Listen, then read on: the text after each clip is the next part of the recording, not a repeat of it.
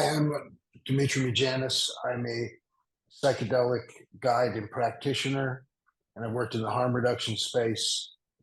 I've worked in both those spaces for over 20 years. Okay, great. So, next question. What are the major risks of engaging in a psychedelic ceremony? Um, the major risks is that you could exasperate a your suffering. Um, so, someone who's experiencing extreme events of mood and mind, um, it could be exasperated. Um, Medical interactions with medicines, with prescription medicines. Certain medicines, drugs interact badly with certain psychedelics. So do your research on that. Um, Pre-existing medical conditions that would make something like ibogaine or or MDMA, or there's plenty. There's all kinds of medical conditions that could make it dangerous. Although most psychedelics are pretty safe, but that's something to look for. Um, you are in a vulnerable state, um, so trust with the individuals or individual that you're working with.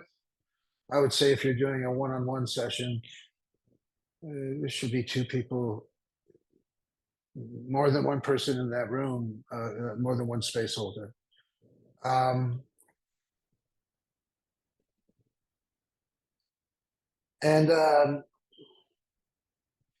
Make sure you're in a space to be able to do it and to process afterwards.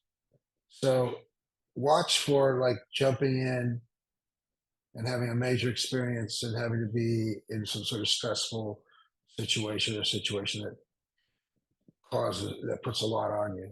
I mean, sometimes that's not possible.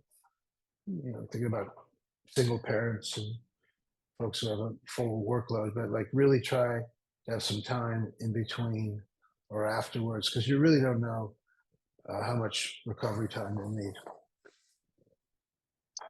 Great, that makes sense. So, just to recap a couple of things. So, some of the major risks are you could exacerbate your existing suffering, whether that be your depression, anxiety, PTSD, or whatever is happening in your life. There are also medical interactions with prescription medicines, or other things you might be taking, pre-existing medical conditions that might make it unsafe for you to take certain drugs, and you're also in a vulnerable state, and so you need to make sure that you trust the person that you are working with as a guide. And so to mitigate that, you said to just, if you're doing an individual session, it's a good practice to have more than one space holder who's present, and also to have time to process those things afterwards. Does that pretty much cover it? Yeah, I would say that if you have experienced a traumatic event very recently, and or even old traumatic events that are coming up now, and we should talk about this at some other point, and you haven't been able to sort of um, structure your life in a way that you can function. For instance, if there's some severe trauma, early childhood, like sexual trauma, that's just really coming, you're starting to deal with, and it's affecting the way you behave on a daily basis. Probably not a good idea to open it wide up. And if you had a recent troubling event, look into that, whether it's time, or do you need some just time working with, clergy or therapy or friends or whatever to sort of process that. The main thing is, I've said it before, there's never a psychedelic emergency. There's never an ambulance going to a psychedelic session.